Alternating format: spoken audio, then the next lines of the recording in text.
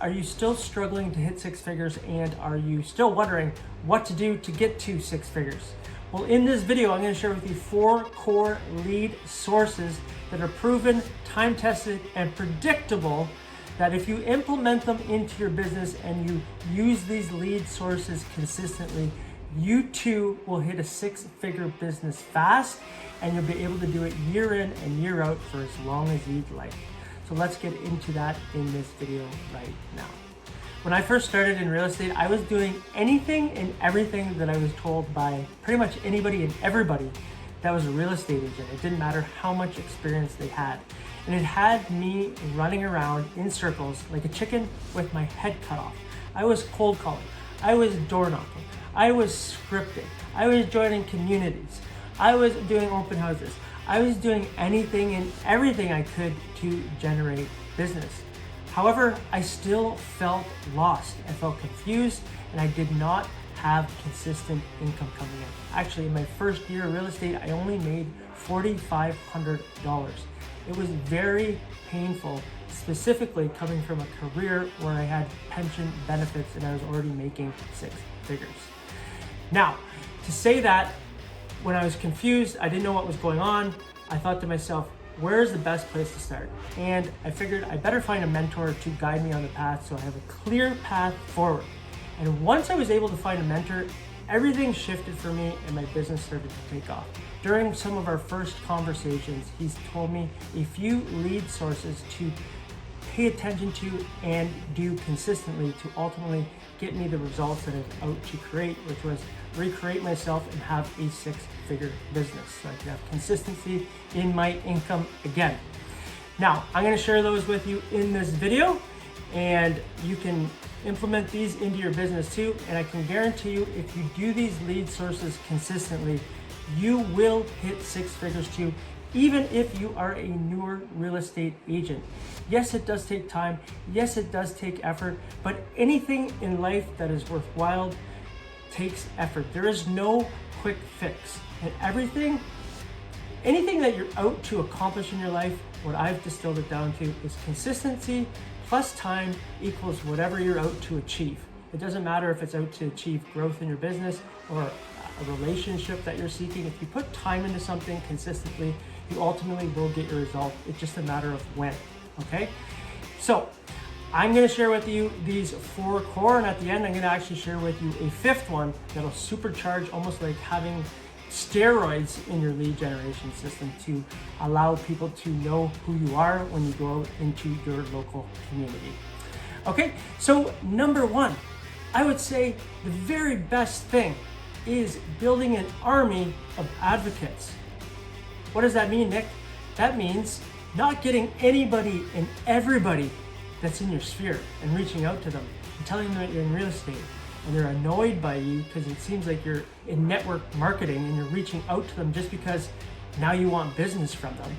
No, you go out and you seek people that really know you, love you, know your personality, know your character, your friends, your family, and you build a team of, let's just say, 5 to 15 people. I would say, if you could get to 10 at least, that would be beneficial. That when you win in real estate, they win too. It's not all about you. It's about creating a life that's better for the people around you as well that you care about and love. So I would say building an army of advocates and incentivize them somehow. You can come up with a plan of how to do that. I'm not going to get into that in that video, but if you incentivize them to be really a part of your team, it will transform your business forever. Because now it's like you have an army of people that are rooting for you along your journey.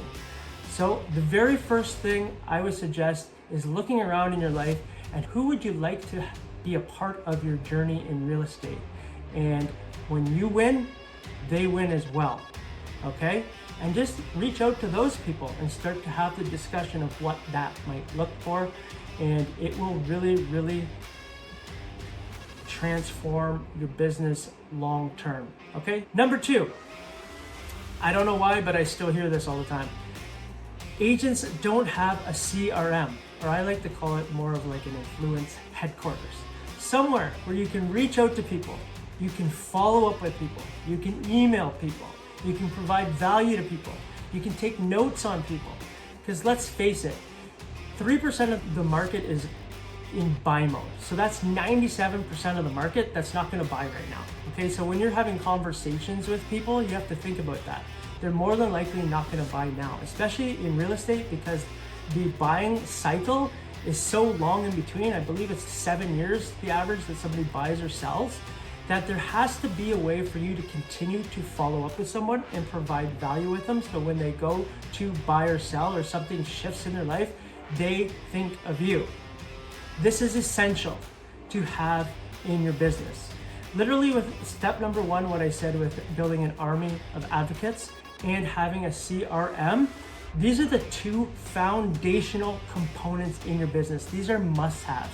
Your business, from my point of view, will not last long-term, and you will always be winging it if you do not have these 2 lead gen sources in your business. So if you do not have a CRM, I highly encourage you, I highly suggest that you go out and start to look for a CRM that you might be able to utilize in your business. I believe it's 8 times you have to follow up with someone for them to potentially use you in a transaction and get to familiar with you. You have to think, people have to know, like, and trust you.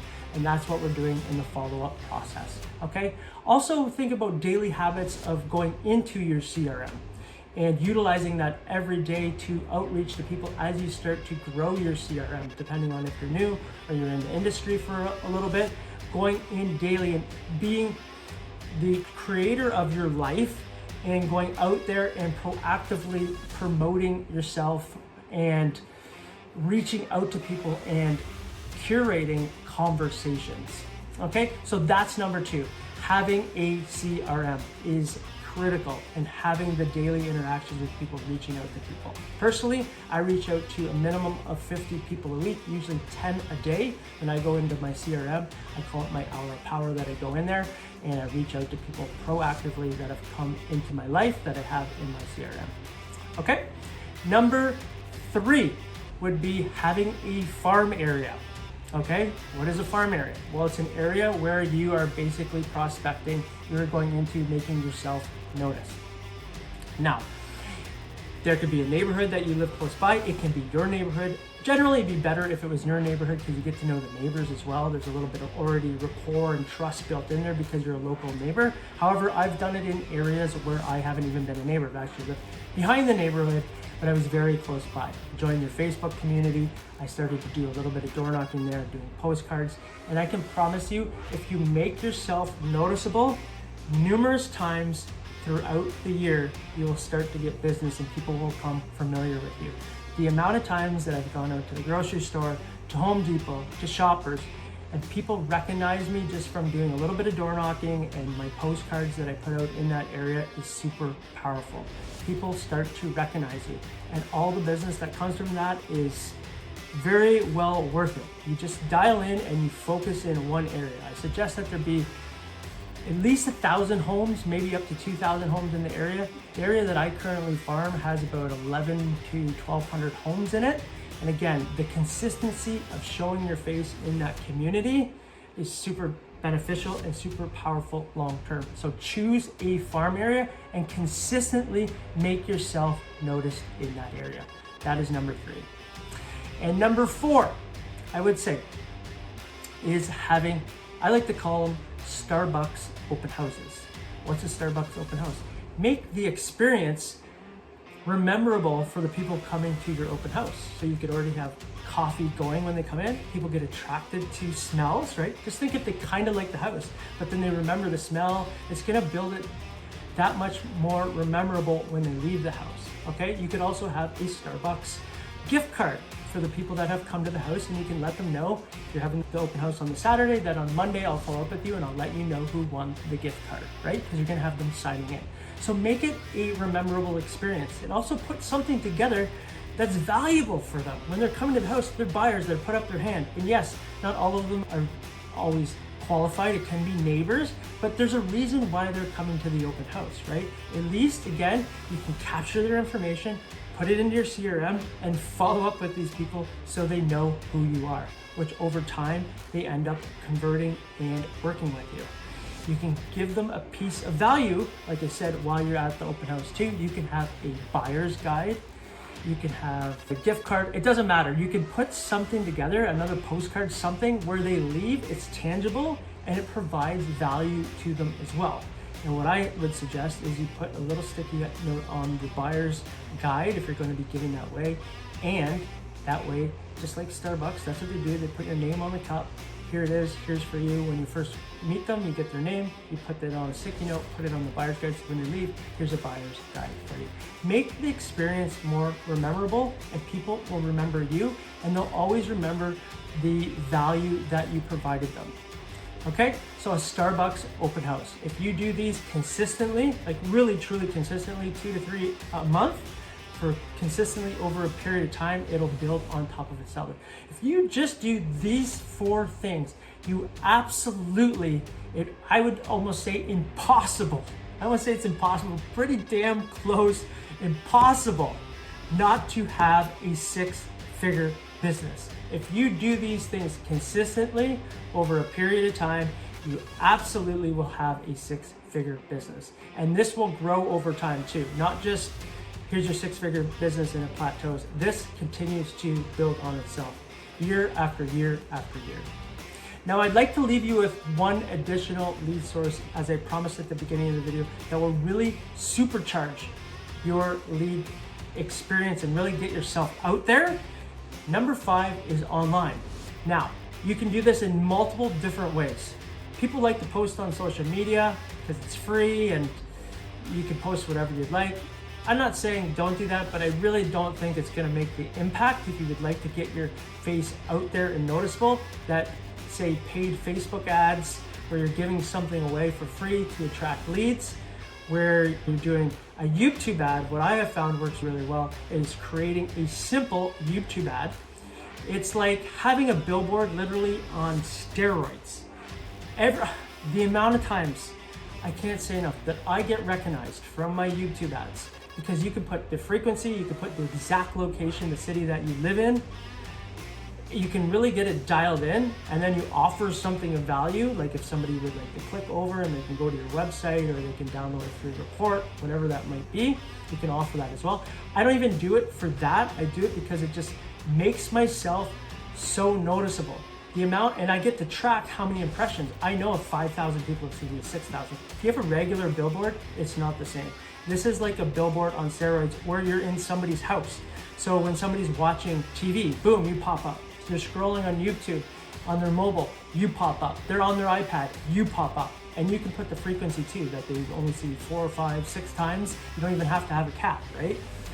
This really is branding on steroids. It's having a YouTube ad. You can also do this with pay-per-click ads, right? You can have an ad running at the beginning of Google where they click on you. There's lots of companies that do this. There's lots of CRM companies that do this too. If you're in their software, they have people that will run ads for it as well. Again, like I said, Facebook ads as well, where you're shooting a video, you have a picture of yourself, whatever it may be, to get yourself noticed.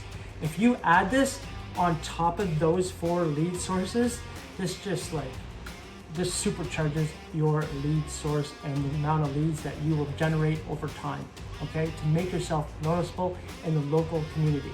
What I would say with source number 5, being online, is really think of something of value they can provide to people and give to them as well, okay? So the law of reciprocity, giving something for free. A lot of people are looking for their home value and stuff like that. So not a generic, I'm not gonna say, because there's a lot of people that offer free home evaluations, or you go over to this website and get your home value within 5 minutes.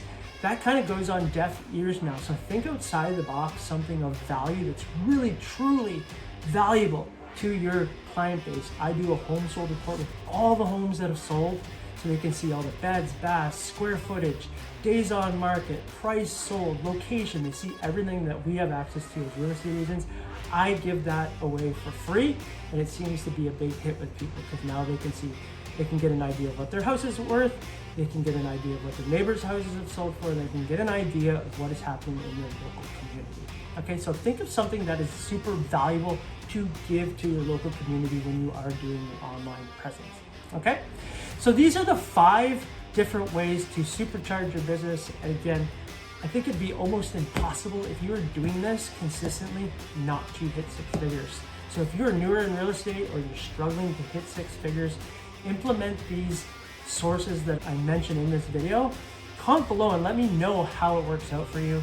And again, if you like this video, I ask, please give me a thumbs up and I will continue to do these videos and share with you everything that I have learned in this business to ultimately get me to 6 figures. I'm happy to share that with you as well. Now, if you're interested to learn more about why newer agents or agents fail in this business, watch this video here and I share that in this video too. Until the next video, I will see you then. Bye for now.